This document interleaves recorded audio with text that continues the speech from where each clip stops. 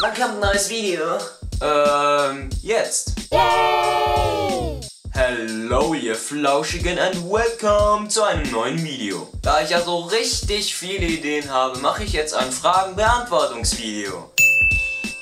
Folgende Fragen sind natürlich top aktuell und nicht schon ein paar Monate alt oder so. Nein, niemals. Und deshalb jetzt 3, 5, 7, go! Haha, einfach mega. Muss abonnieren. Muss Mr. Elia abonnieren. Welches Bearbeitungsprogramm benutzt du? Was für ein Programm? Ich schneide alles mit dieser Nagelschere. Das hat Style. Klasse Video, aber du warst irgendwie voll nervös.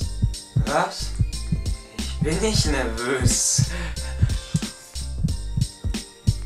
Bist du behindert? Als ob ich nicht weiß, wie Chips schmecken. Dir fällt auch nichts Besseres ein. Einfach nur dumm. Sorry, ich bin allergisch auf Bullshit. Ist wirklich ganz schön klein. Jetzt sind's 1,75. Oh, echt freaking gut, aber wie kommt man auf so eine Idee? 2000 bis 2004 für über 2 Milliarden Euro erbaute Stadt Kangbashi, die bis heute eine Geisterstadt ist. Erbaut wurde die Stadt damals, weil man das Gas- und Kohlevorkommen entdeckt hat, aber niemand will so richtig in die Stadt ziehen, weil die Infrastruktur mit Schulen, Krankenhäusern etc. noch nicht so richtig ausgebaut ist. Moment mal, wenn er kann erleben, natürlich. Du bist echt cool. Ich liebe deine Videos. Kann ich mal mit dir auf Facebook schreiben? Klar kann man das. Wann ist das nächste Mal? Es gab ein erstes Mal. Oh Gott! Du hast eine Waffe!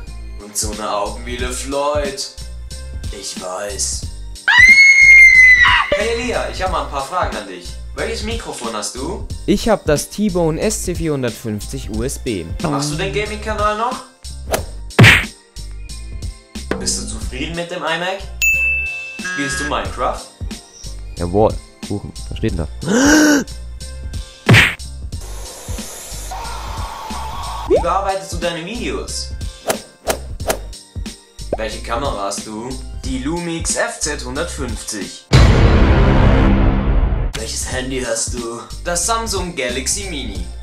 Kauft es nicht! Hey Elia, du bist doch momentan bestimmt schon 14 Jahre alt. Nein. Hi, du hast tolle Videos. Du bist einfach nur geil und scharf.